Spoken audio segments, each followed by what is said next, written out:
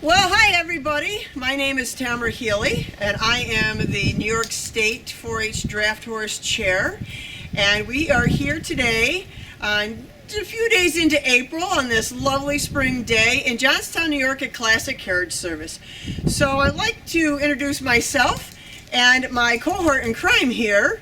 And we're going to show you how to do some things with the harnessing and the important aspects about driving, especially when it comes to 4-H. So I'm going to turn it over to Brig. Hi, my name is Brigham Logue. I've been driving with Classic Carriage Service for about 5 years, and I was Tamara's junior driver at the 2018 World Percheron Congress. So the first thing we're going to start with today is I've got 8 safety rules that everybody needs to know for driving. First of all, rule number 1, never ever take your bridle off while your horse is still hooked to the vehicle. I've heard way too many stories about horses that once that bridle is off and they turn around and see that vehicle behind them, they take off and it doesn't turn out very well. So remember, do not remove the bridle while the animal is still hooked to the vehicle.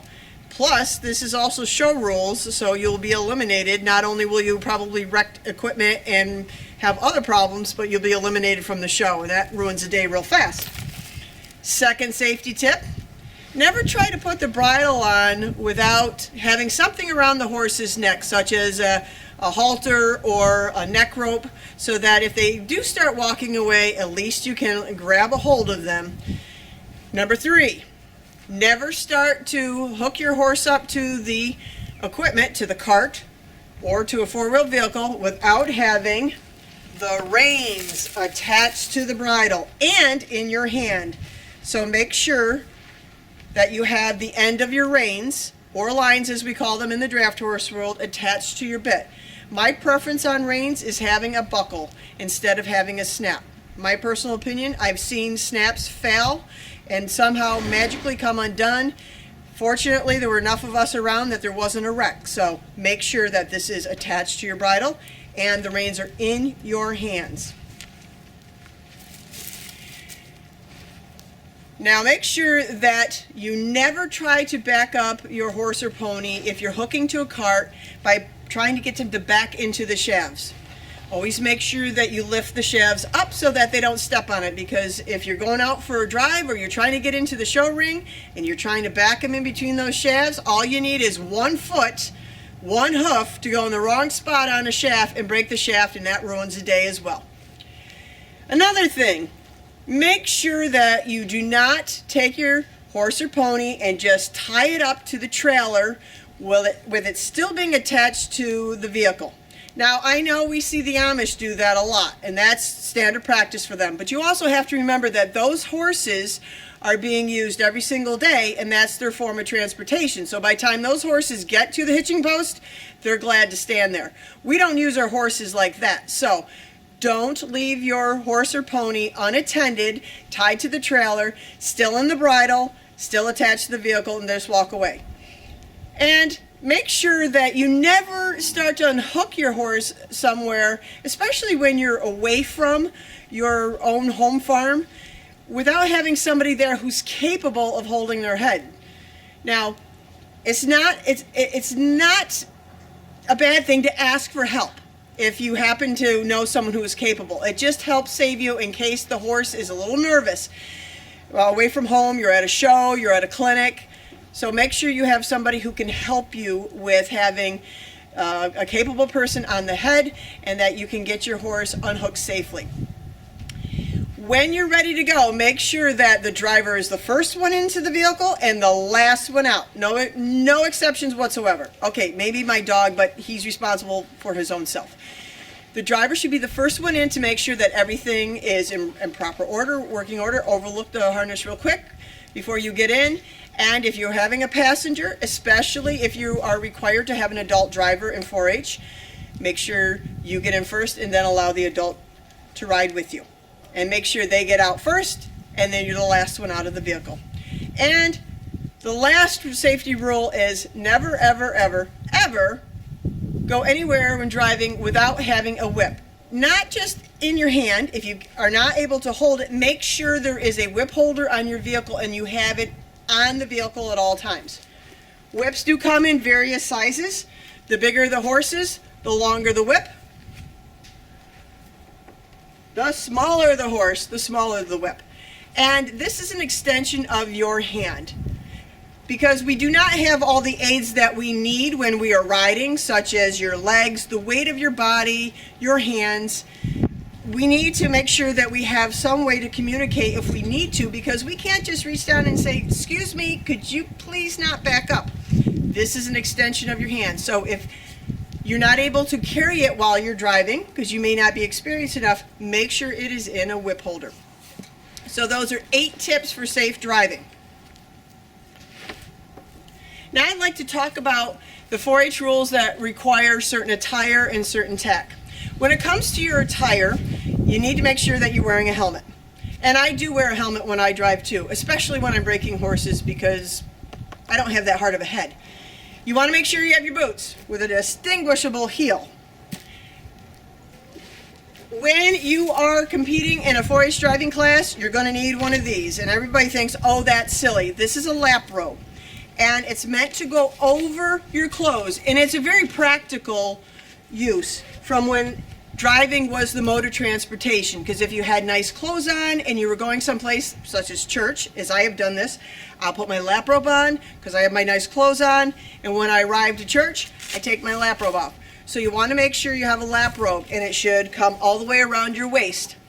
It doesn't take too much to really get a piece of material. Make sure it kind of coordinates with the rest of your outfit and your vehicle, and just put some Velcro on it, and that will get you by, unless you really want to buy a nice monogrammed lap robe.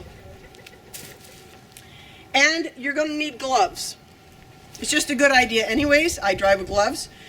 Brown is the traditional color for driving gloves. These are a little bit on the dark side. They're dark brown, but they're very comfortable. A thin leather glove, a lighter brown glove will also work because that's more traditional. In terms of what you need for tack, you're going to need an appropriate 2- or 4-wheeled vehicle. I would suggest a 2-wheeled vehicle. They're easier to load onto a truck or in a trailer. They're easier to maneuver through obstacle courses. And you can't get yourself into a bind if you have your horse or ponies backing up. You're not going to jackknife yourself. The 4-wheel wagon or a 4-wheeled vehicle of some sort can get you into trouble. So I would recommend that you go with 2-wheeled. You want to make sure it's stable, that it doesn't sit too high, it's appropriate size to your animal that you're driving, and it's in good repair and good working condition, because that's your responsibility to make sure that it's in good repair. You're going to want to have a standard bridle, with or without blinders, or blinkers. Sometimes they're called blinkers. And this is a mini-sized bridle. Isn't this cute? That has blinders on it. It is strongly recommended that you have blinders, but I will say this, that I have started horses without blinders, and I have a horse now who drives wonderfully without blinders. I wouldn't take a horse that knows how to drive in blinders and all of a sudden just take the blinders off. If a horse has been trained to blinders, that's how you drive them. But it is recommended that you have blinders. The next is you're going to want to have a snaffle bit or a driving type bridle, or excuse me, bit.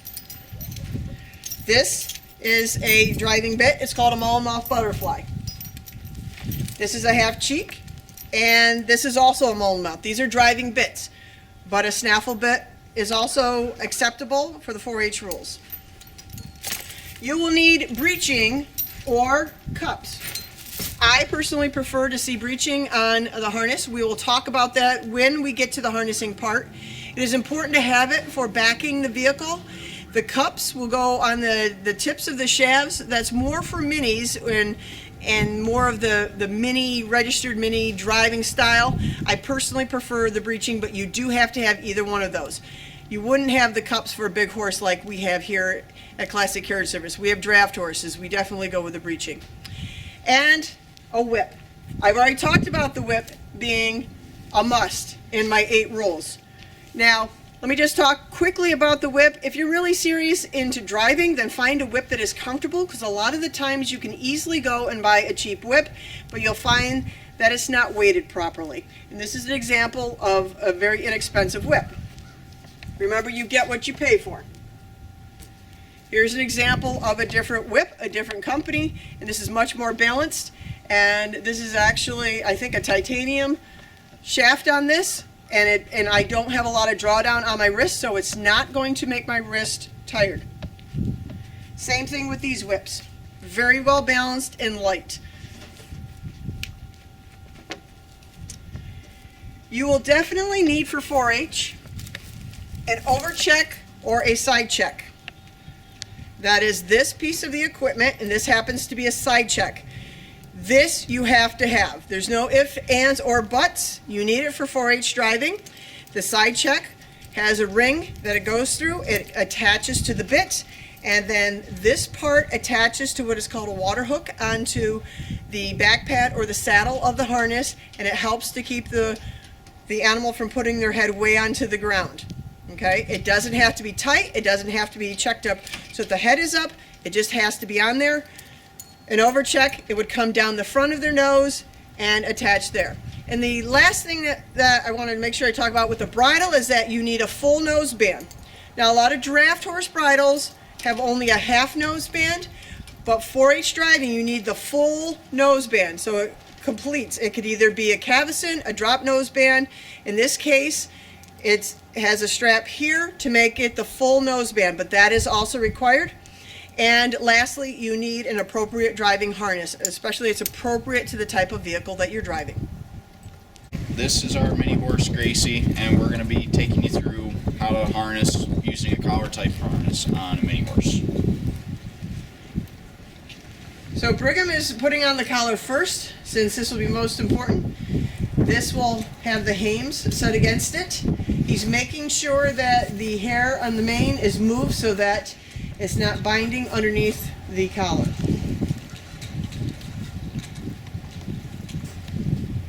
Now this is pretty easy on a small size horse like this because he's leaning over to do it. On the bigger horses you have to reach up to do it. The next step he's going to put on the harness, which in this case the harness is all in one piece with the hames, the back pad, and the breeching.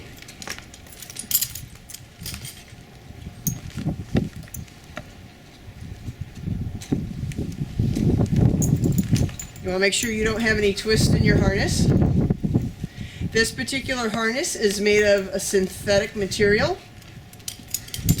It's easier to clean. You don't have to oil it, but you still have to clean it, especially when they get sweaty. This type of hames do not have any parts sticking up like a draft style hame does, which we'll show you in a few minutes. You want to make sure that the hames are equal, level, and into the face of the collar.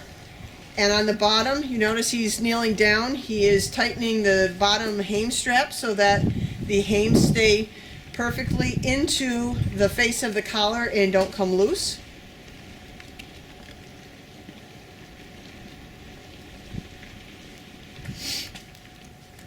This is a back pad style harness.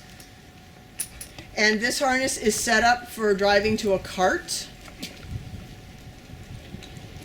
So he has two girths, one that will secure the back pad and one that secures the shaft loops.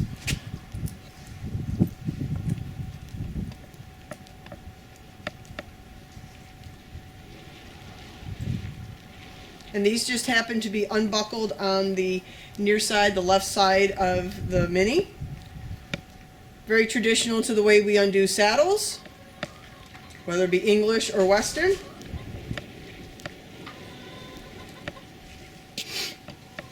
And then the last we may have to make some adjustments on this. This is where the breeching is. Brigham, will you just show them specifically the breeching so everybody understands? It is this wide band. Now, obviously, this is too low on her. It needs to be adjusted to her. You would never want your breeching to be that low because if you were traveling, say, down a hill, maybe you were just out for a drive, that might have a tendency to push the legs out from underneath the horse or the Mini. So Brig is going to make an adjustment on the Conway buckle that is on top to shorten it. Another nice thing about this synthetic material, it does making adjustments to these harnesses a little easier than with a leather harness that may have been set in one position on the Conway buckle for a long time, and then you have hurt fingers. The fingers are going to have a really hard time trying to make that adjustment.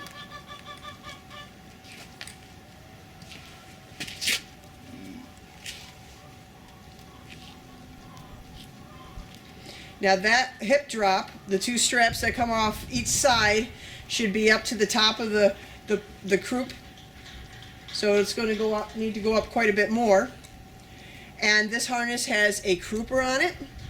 And the nice thing about a crooper is that it helps to hold the harness from moving forward. If when they put their head down a little bit, or say that you have them not attached to the vehicle, you've taken the bridle off, but you wanted to keep the harness on because you've got to make a quick switch for a driving class, then the crooper keeps the harness from sliding down and getting caught up underneath their tail and towards their head. Well, we had taken a break to make some adjustments to this harness, and the crooper was not attached, so when you are putting the crooper on, be gentle, lift the tail carefully, because some horses are a little sensitive in that area, and if you're rough with it, then they're going to constantly be that way, and it's not a real pleasure trying to work with them. Now, we have the traces, so Brig, if you'll show them what the traces are. For safety reasons and to help keep them up off the ground, because they are all already automatically attached to the hame on where the horse already has the collar on, we have just run them through that big ring that is on the breeching. The breeching is too low on this particular mini because this isn't a harness that normally fits and is used on this animal. So just be aware that that should be about midway between about right there, about midway in the buttock area of the animal, no matter if you're driving a horse or a mini. And that's important because that's what's going to be used to help slow your vehicle down and back your vehicle. What Brigham is hanging on to now with his right hand is a hip drop, a spider. Some harnesses may have 2 straps. Draft horses, you might see them on their harnesses with 3. There's adjustments there to help bring that up. And this particular harness, it is actually for a bigger, larger size mini. And since we're borrowing it, we do not feel that we should be punching holes in other people's equipment. So that is just to let you know that you do want to make sure that you are adjusting the harness to fit the animal and that there's plenty of adjustment. When we last left, we were in the process of harnessing and making some adjustments. To save time, we've put the bridle on Gracie, and this particular bridle is different from what I showed you earlier. This is the overcheck. And when you're making sure that you have the blinders adjusted just right, you want to make sure that the eye is halfway in between the blinder. Not too high, not too low, but the eye sets in the middle, halfway in between that blinder. We have put the check on, so Brig will show you. Right there's the check. And in this case, this check does attach to a D-ring that is on the back pad. This is a back pad style harness instead of a saddle, because harnesses that have saddles actually have trees that form a solid shape to fit onto the horse's back. But back pads work just as well. And we have the trace is in between the shaft loop and the belly band, and that's the way it's going to hook up when we attach to the vehicle. And for a place to just keep the trace so it doesn't get stepped on, we've run it through that D-ring, that big ring on the breeching that I had mentioned earlier. And this is what a mini looks like in a collar style harness. And we will now show you what to do with a big guy. Now we're back with real horsepower here. This is Rowdy, gem-clad Rowdy, and believe it or not, he's a registered Percheron. I know everybody thinks that Percherons only come in the blacks and the grays, and it's usually a horse quiz bowl question, but this here is a registered bay Percheron, and yes, they do come in bay, this variety, bay roan, blue roans, and sorrels. So we put his collar on, and his collar, this is a much thicker style than what you saw on the Mini, because this is actually a draft collar made for working, plowing, pulling wagons, and this is what we call an adjustable collar, because there's some adjustment here, so this collar goes up and over top of his head. Now, Brigham's going to come on up, and he's going to put on the harness.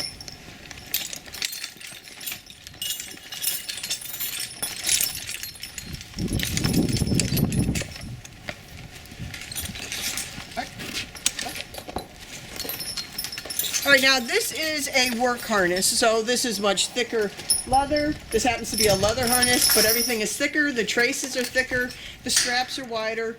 On the end of these traces, we have chains that will be adjustable and will hook into a metal single tree evener.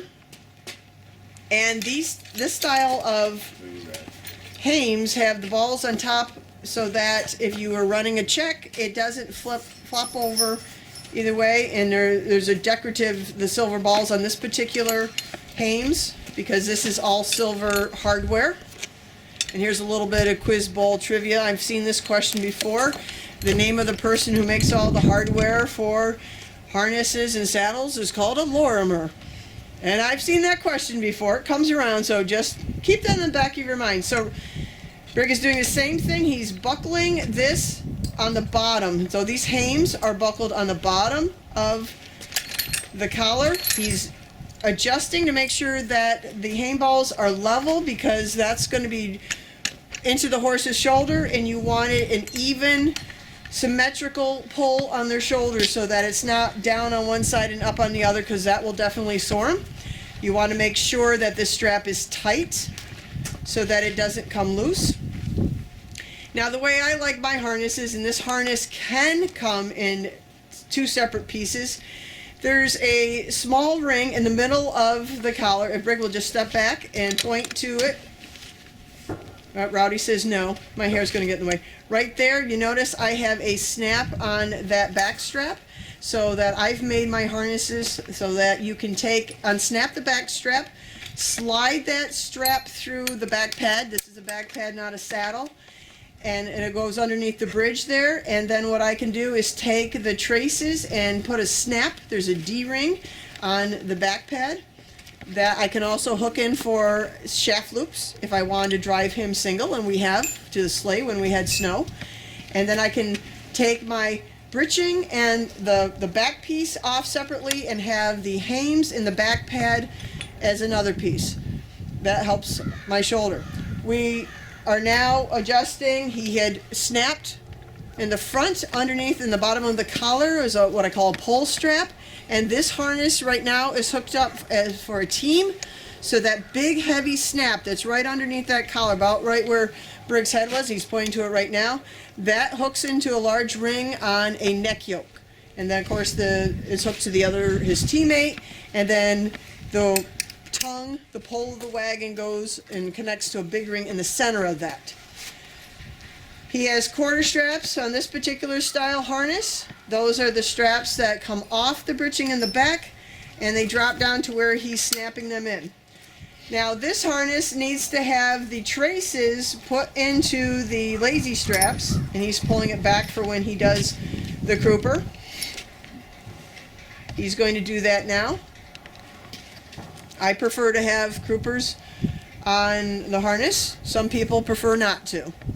But it keeps the harness nice and neat, especially if you're in a driving class.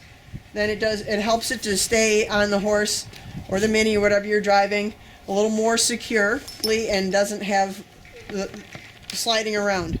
That's also good when we go out in the summertime. We'll put fly nets on them, and I use the crooper to help hold down the fly net so that it's not sliding back and forth. And if you've ever seen a fly net, they used to be made out of long, thin leather straps, and it helps to swing and keep the flies away. They can be made out of nylon. The trace hooks up on top. There's a hook on top, and it has to go through that little loop down there. Now we don't put these traces through that big ring, D-ring on that breeching, because see how the thickness of them is so much different and heavier than the light driving harness.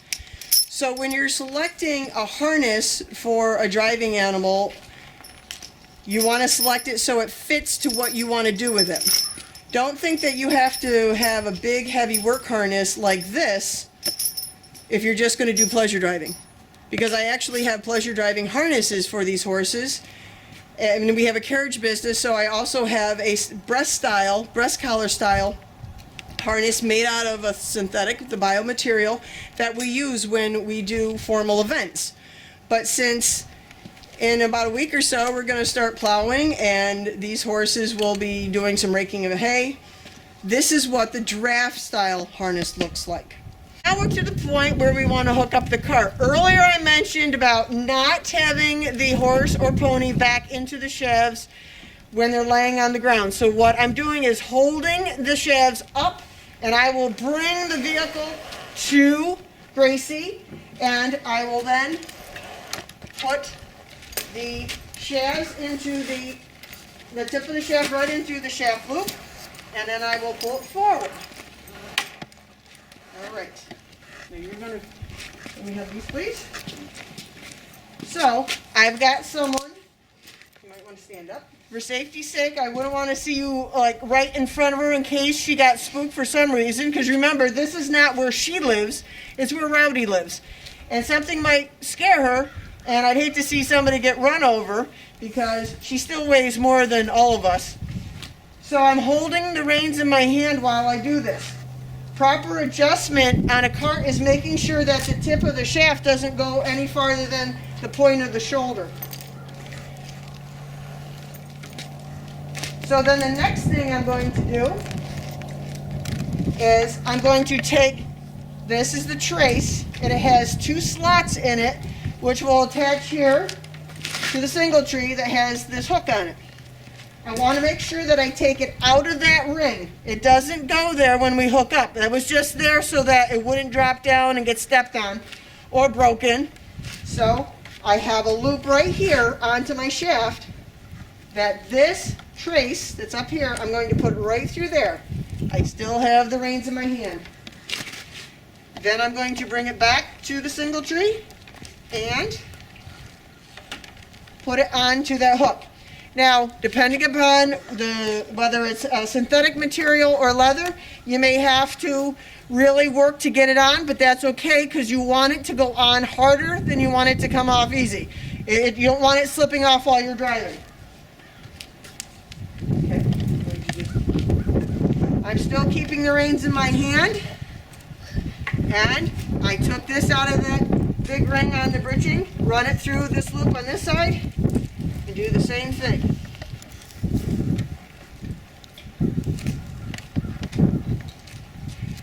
We're not done yet. Right here, where the shaft loop is and where the back pad, the girth goes, you want this trace to go in between the two. This way it doesn't flop around, and that's why this strap is here too. You don't want it on the outside, you don't want it underneath next to the animal. You want it in between these 2 straps. Now the next thing is the holdback straps. This is what the holdback straps are. And I will walk around still holding the reins. The holdback strap is going to attach to this ring. And then I am going to secure it here. This is really important because this is where your brakes are attached to your vehicle. I highly recommend using a kind with a buckle instead of a snap, although I know like Amish use the snaps. I see draft horse people, but I prefer to have buckles and a leather strap. Now this is much lower than Rowdy. So I have to kneel down. You notice here is the buckle, here's the keeper. There's another keeper on the back side, So I'm putting the end of the strap through it here on the underside keeper, and then I pull it tight so it'll look just like that. Now I'm going to wrap it around the shaft, not with the trace. This is not appropriate. Here I have the trace. You want to make sure that the trace is still able to flow and move freely. So I'm going to wrap it around. Now these are a little bit longer. So 3 wraps if you have longer straps, okay? And then you, excuse me, I gotta put it into my bracket here. There's my bracket. Don't forget to put it in the bracket. Because if I just put it here, it's just gonna slide back and forth. So these little brackets underneath here hold it from moving. All right. Wrap ahead. 1, 2, I'm going to do 3 wraps on it since this is a longer strap. And then what I'm going to do is put the end of the strap underneath these 3.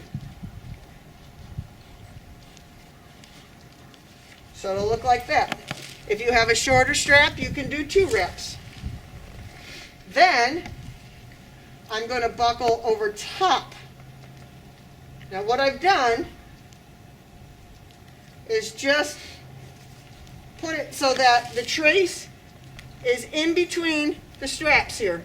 It's not strapped down to the shaft, and it can flow freely like that.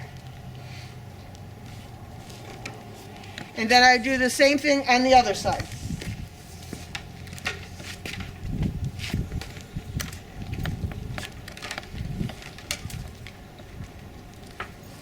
Once again, I will put this end of the strap through this keeper.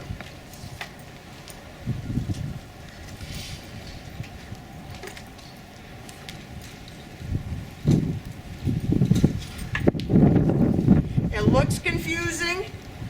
The more you do it, the easier it gets, trust me. The first time I harnessed my draft horses a really long time ago, I was confused. It took me about a week to figure it out, and then I finally got used to it. It's always good to double check your work.